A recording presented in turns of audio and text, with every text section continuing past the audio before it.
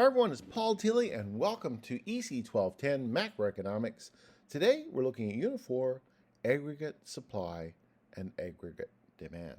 The material in this unit is found in Unit 4 of the course material and Chapter 5 of the textbook. Our key learning objectives will deal with explaining the concepts of potential GDP, the business cycle, and the sources of economic growth. We're going to explain the concepts of aggregate supply, aggregate demand, and macroeconomic equilibrium. We're going to discuss the factors that can affect aggregate demand and aggregate supply. We're going to list the causes of recession and inflationary booms. We're going to explain the main points of disagreement between neoclassical and Keynesian economics.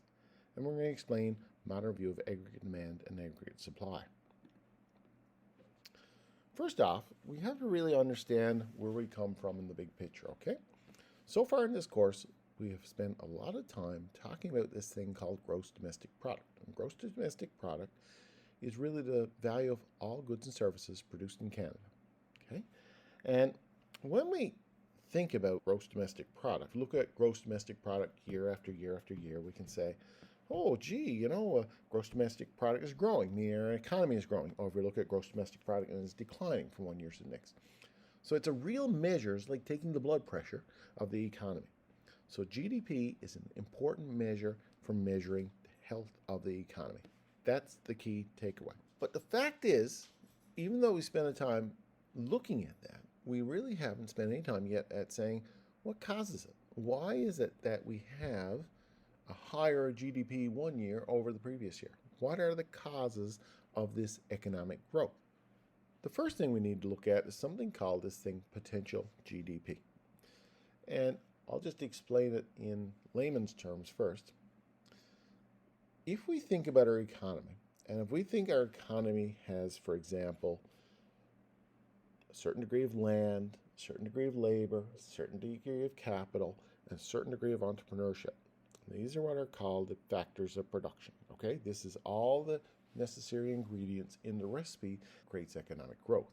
If all of those are being used at their maximum, meaning we have all of our land utilized, we have all of our labor utilized, we have all of our capital utilized, and we have all of our enterprise.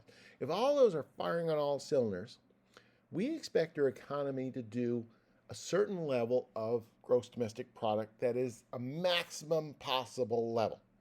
Because everything is working as it should, we're at the very, very, very maximum level of gross domestic product, which is the ideal. Obviously, we'd like to have our economy working great guns and to make the most stuff possible for the smallest amount of effort at maximum efficiency. The reality is somewhat different than that, though. The economy doesn't necessarily work at its highest potential at all times. In fact, there's usually a gap. We have a gap between what we could potentially do and what we are actually doing. And hence we have this capacity gap that's created. So if we know potential GDP is a theoretical maximum, and we think to ourselves, okay, this is what the economy is capable of. Let's plot that on a graph. If we have a graph that shows price level on the vertical axis and real GDP on the horizontal axis, effectively there is a point called the maximum potential GDP that line would flow from. So what you'll get is a vertical line right there that shows this potential maximum. So that's kind of like the wall. And regardless of what price level, because we're not really concerned about the price level, we just know that that will be the maximum capacity of the economy. Hence, it's a vertical line that reflects the maximum at any given price level. So what we're looking at with that line is the physical capability of our economy. If we look at GDP versus potential GDP here in Canada, here we have it from 2006 to today. And we see there that the potential GDP is the black line. And you can see that a good bit of the time we're at our potential. The 2020-2022 range, notice the effect of the COVID pandemic and what it had done to GDP. And GDP fell sharply. Now, as a general rule, we can say that GDP has bounced back, but this was a significant shock to the economy, as was in 2008 when we had an economic crisis back then. So, unfortunately, it's very hard to know exactly what the potential GDP is, but we can measure the actual GDP. So the question becomes then, how can we figure out what the potential GDP is? Well, Okun's law is really designed to help us find what the potential GDP is. And simply all we're doing there is we're saying, okay, we have a known amount of GDP. And if we have an indication of the employment rate or the unemployment rate, we can use Okun's law to consider the unemployment rate and use a multiplication factor in order to find out what the potential GDP is. If we apply Okun's law here, the unemployment rate in Canada is 5.8%. We can measure that. We know that the natural rate of unemployment, which is the amount of unemployment that you'll have regardless of how the economy is doing, because again, we talked about frictional unemployment and these sorts of things causing this natural rate of unemployment. So we know then the difference between the actual rate and the natural rate is 0.8%. We take that 0.8%, we multiply it by the multiplier factor that Okun's law described, 2.5, times the calculated amount of GDP, which is 2070. We get approximately $40 billion from that. So all we got to do is take the known amount of GDP, 2070, add the $40 billion, and we can calculate then that the potential GDP was $2110 billion. We have a second example here, calculate potential GDP with Okun's law. So suppose the unemployment rate in Concordia is 8%, the real GDP is $60 billion, the natural rate of unemployment is 5%. What is the amount of GDP gap, and then what is the potential GDP? Well, in order to do this, then we know that the natural rate of unemployment is 5. The recorded rate is 8, so the difference between 5 and 8 is 3, so there's a 3% gap. We take that 3%, multiply it by the Okun factor of 2.5 times the known real GDP of the economy, 60 billion, and this comes to approximately $45 billion. So we know that the potential GDP is $45 billion more than the amount calculated. So 60 billion plus 45 billion is $645 billion. There's the basic thing that we need to understand there is that there is a potential GDP.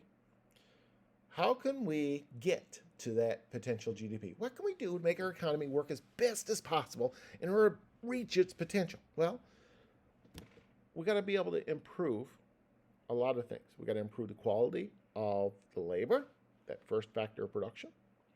Again, training, education, these sorts of things improve the quality of labor. We have to increase the amount of physical capital available, more money to invest. Okay? Apply and increase the rate of technological change. Technology can do wonderful things to improve our productivity. More technology, more research and development will create a more prosperous economy. And we increase the supply of natural resources. The constant search for more natural resources, oil, minerals, all these sorts of things, when we find them, that increases our value of the products and services that are available in the capital factor of production. And this then contributes to improving or moving us closer to our potential GDP if we utilize those. So on average, Canada's potential GDP grew by about 2% per year since the 1990s. So we know that we're growing, which is good. We need growth. And economic growth implies an increase in the economy's potential GDP, as illustrated by the movement to the right there in that graph. The challenge is we also run into something called the business cycle. And the business cycle is a natural expansion and contraction of the economy as we move along through the years. Sometimes we run into a recessionary period. Sometimes we run into an expansionary period. Usually it flows about every 4 years. And you can see in the graphic here the ups and downs of the economy. Now, government's job is to smooth out those ups and downs as best as possible. And we can do that by reducing spending in really good times. That reduces the pressure on growth, and increasing spending, government spending that is, in bad times. That's the theory. And overall, our government has done a very good job. Now, if you look at where we are as I record this now, we're in 2023.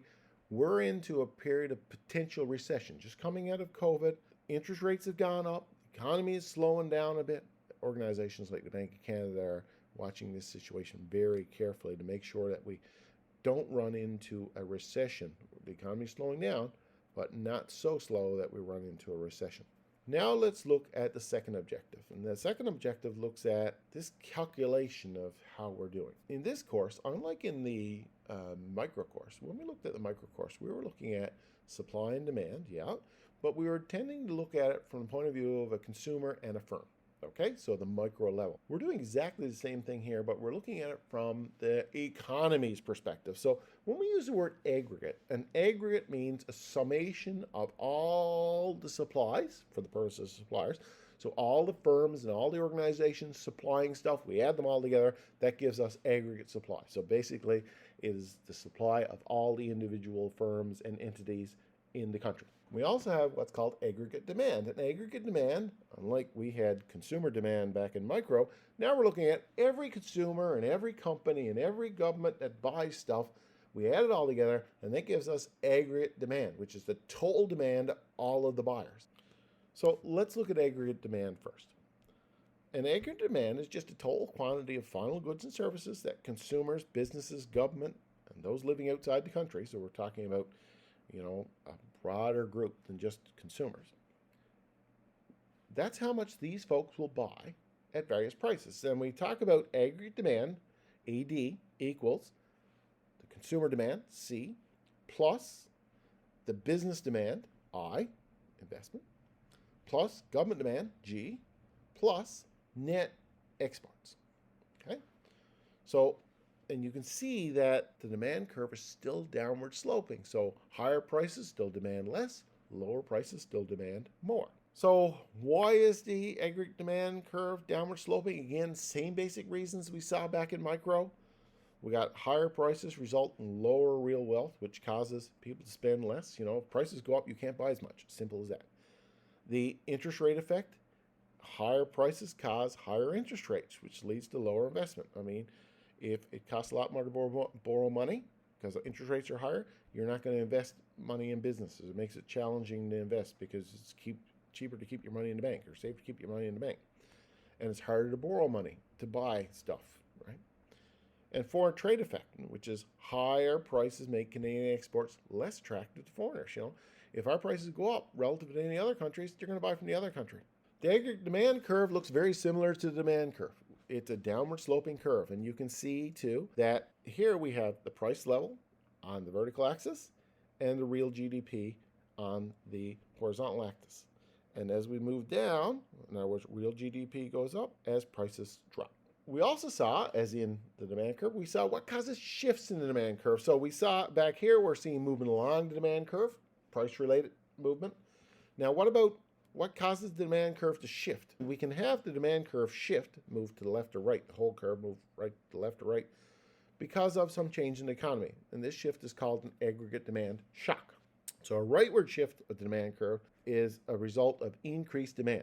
If we have more product being purchased at any given price, so it doesn't matter what the price is, there's more being purchased, that's a rightward shift.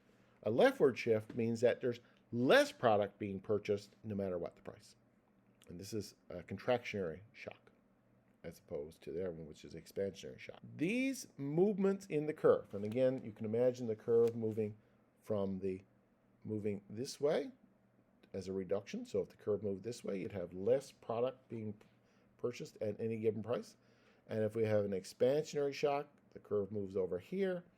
This means that more will be purchased at any given price. What are some of the determinants of aggregate demand? In other words, what drives aggregate demand? Well, consumption, that is more stuff being bought, more investment being made, more exports being sold, and more government spending. If we look at aggregate supply is really the supply curve, and it's really a measure of the total quantity of goods and services produced by all sectors of the economy at the various price levels, assuming that the prices of the factors of production remain constant. In other words, we don't have any inflation. A higher price level, with wages remaining constant, will increase profit for the average firm. What does that mean? Well, just think about it.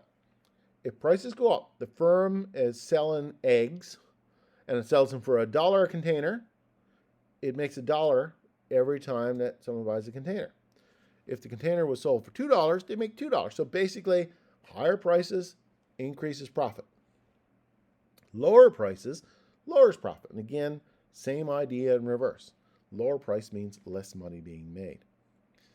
The aggregate supply curves look very similar to the supply curve that we saw in microeconomics, but it is measuring, again, the price level is on the left, which is the vertical axis, and on the horizontal axis, we have our gross domestic product. So you can see that the total sum of goods and services being supplied goes up as we move to the right. So at higher prices, what do we see? Well, at higher prices, if the price level will rise, suppliers would supply more product. Obviously, they can make more money. With higher prices, they're going to produce more. Lower prices means they're going to produce less, and that will affect the total value of all goods and services produced in the economy. One of the things we've noticed here is that value of the products in the prices have remained the same in order for this to work. When we do our assessment, we really need to consider the price level change at constant price value. But we know that inflation happens. The effect of inflation is interesting, and it's reflected in this real versus nominal wage. Our real wage is the amount of goods and services that an employee can buy for a given amount of money, nominal wage. Let's assume prices go up. You go to the grocery store with a $100 bill. You go in, and what you could buy last week at the lower prices is suddenly more expensive. So you can't buy as much for that $100 bill. So the effect of inflation is that it reduces our real wage. We're making just as much money, which is really our nominal wage. That's what's written down. We get $100. We go to the grocery store, but that $100 buys less. So effectively, our ability to buy is decreased in times of inflation. So our real wage goes down, our nominal wage may remain the same. The price level will affect the value of our real wage. What we're going to find here with aggregate supply is that producers will continue to produce more product if they can make more money doing it. Our ability to buy it will drop. The nominal value of our wages stay the same, but the ability of that dollar or $100 to buy drops. So now that we have an idea of what the demand is and what the supply is from an aggregate level, we can apply the same concept that we applied in microeconomics to this, where we plot the two on the same graph. So effectively, aggregate supply is overlaid over aggregate demand. Now, when this overlay occurs, you will see there will be an intersection point. That is what is called market equilibrium. What is that intersection point? What does it mean in English? It means that at that price level, that equilibrium is occurring at that price level, so here it would be, the amount supplied and the amount demanded would equal. Now, in the event that we didn't have a situation, let's assume that we had a price level where the prices were higher than the equilibrium price. That means demanders were not willing to buy as much product. This is the relative amount of product that's being sold along the bottom line here. So demanders would not be buying that much. Suppliers, they see the price is high, are going to supply a lot more than people are willing to buy. This would create a surplus. And this will effectively result in prices being forced down. The pressure is going to be on price to be forced down here to get towards an equilibrium. So the pressure will be on prices to move down. The opposite situation could occur as well, where, for example, at a given price level, say P3 here, the suppliers are supplying less than what the demanders want. Demanders are willing to buy this much. Suppliers are only supplying this much. This is going to create a shortage. People are getting real deals on products with the lower prices. This is going to put pressure on prices to move up. Again, they'll move up to the equilibrium point. Now we have an idea of how aggregate supply and aggregate demand works. We're going to ask ourselves, what are the determinants of aggregate demand and supply? Well, first one, from an aggregate demand point of view, what are the things that affect aggregate demand? Well, if you got a lot of money to spend, you're probably going to spend it. So individual consumer wealth, or people's amount of money that they have to spend, is going to drive spending and drive demand. That's going to make a difference. So more consumer wealth, more spending, higher aggregate demand. Age of consumer durables. Your car is getting old. It needs to be replaced. If you and 150 million other people have old cars, you're going to have to replace them soon. If we look at the average age of consumer durables, such as cars or equipment or these sorts of things, we can determine that, yeah, there is a lot of pressure there, to replace those. They're at the end of their useful lives, or they're high age products. This is a good indication that aggregate demand is going to increase. Probably the biggest one is consumer confidence. If everyone, or the general sense is that people feel that things are going to get better, they will get better. If people are confident, they'll go out and buy things knowing that tomorrow will be better, they'll have a job tomorrow, and this generates higher demand. We also have changes in investment that can cause increases to aggregate demand. So this is the I factor, changes in interest rates. If interest rates drop, organizations can borrow money easily and are less likely to save it. More investment. Changes in the purchase price, installation, and maintenance costs of capital goods. If the price of capital goods go down, that tractor is less expensive, that car is less expensive, that subway train is less expensive, more likely to buy it. Age of capital goods and amount of spare capacity. If you're an airline, your planes are getting old, you're probably going to have to replace them soon. That's going to increase investment. Business expectations, like consumer expectations. If people feel good about the future, they'll invest for the future. And government regulations. Government makes it easy for business to invest, reduces regulations saying you can't, instead of saying you can't, you certainly can do things. That's going to increase investment. Changes in net exports too.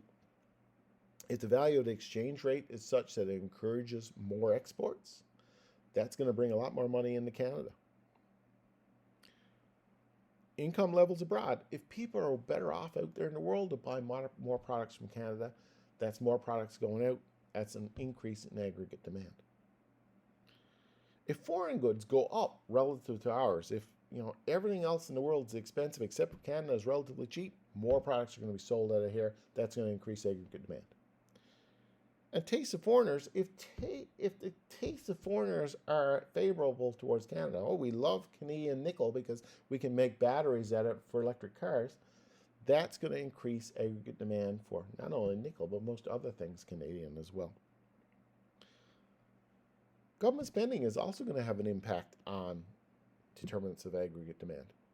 If government spends more, that's going to increase demand. The government's a big buyer. The more they buy, increases demand. If tax rates go down, it will put more money in your pocket to spend, more money in businesses' pocket to spend, more products. And if there's more money, the money supply, in other words, interest rates drop, people are more easily able to borrow, people are more easily able to spend, that increases aggregate demand. We can also have shifts in aggregate demand. And again, those were price factors that we looked at, but what about non-price factors? So changes in any of the determinants of aggregate demand means that any given price level, buyers would buy a certain amount. So any change in C or I or G or net exports will cause a change in average demand as the shift right to left. Well, let's look at supply now. What are some of the determinants of aggregate supply? Well, you think about an improvement in any 4 economic growth determinants shift both average supply and the long-range average supply. Next, we want to discuss this concept of the multiplier. And it's a pretty straightforward concept once you get your head around it. The easiest way to look at it is from the point of view of a business. Okay, let's think of it from a business point of view. Let's assume that a given business has $10 million to spend, and it's going to invest some money to do something to improve its labor, land, capital, or enterprise. It takes that $10 million and it invests it. Now, the investment gets put into or moves to other companies. Those other companies then will take that money as earnings and further invest it into what they need. They'll buy stuff from suppliers who will take the money they earn from that company and invest it. So what we have is a kind of a multiplication effect. So the initial investment was made, that caused subsequent investments, which effectively multiplies the value of a given amount of spending. And this is what we mean in concept by the multiplier. So finally in this section, we're going to look at 2 schools of thought. And the first school of thought is really something called the Neoclassical Theory. Now, everything we've looked at in here in terms of the movements along the graphs has really been focused on a neoclassical perspective. And that is that the markets will work efficiently. Okay? The market is competitive, it's efficient, things will move. So if demand goes up, prices will chase. supply goes up, prices will chase, that sort of thing. That's what the neoclassical is really focused on, is whatever the graphs show, that's what will happen in a neoclassical type format. So prices and wages are assumed to adjust rapidly to surplus and shortages. As we've seen, if you get a surplus, eventually the price will come down to an equilibrium. Again, assumes that happens rather quickly by itself. In other words, this invisible hand that Adam Smith talks about works, and that the economy will always be working so efficiently that full employment will naturally be the case. Well, we've seen in the real world that neoclassical theories are not exactly as good as we thought they are. Okay, so during the Great Depression and the years that followed, a lot of research has been done into this and say, is there a better way that we can review this? And John Maynard Keynes came up with a theory that really helped move economics along immeasurably. Keynes, however, looked at it and said, look, this is very good in theory, but reality is somewhat different. The market is not very competitive due to market power, big corporations, unions, other factors that get into play, so it's not really a freehand market. Prices and wages are sticky, they adjust slowly, in fact too slowly for practical purposes, and that government intervention really needs to take place in order to maintain full employment. In other words, government has to adjust interest rates and the power tools that government has in terms of its monetary policy toolbox has to be employed in order to get things moving along. The reality in terms of how economics works in the real world is somewhere between the two. There is an agreement that neoclassical, in theory, works, but Keynesian was right. There are certain instances where the economy doesn't work as well as it needs to, and government intervention needs to be brought into play in order to move things ahead more swiftly. Things can't change as fast as what the system would like. The classic example of that occurred during the COVID pandemic when government had to enforce changes very, very quickly in order to save companies and to save people from layoffs and downturns and the drop in the economy. Well, that's a review of this unit. If you have any questions, please let me know, and I will see you in the next unit.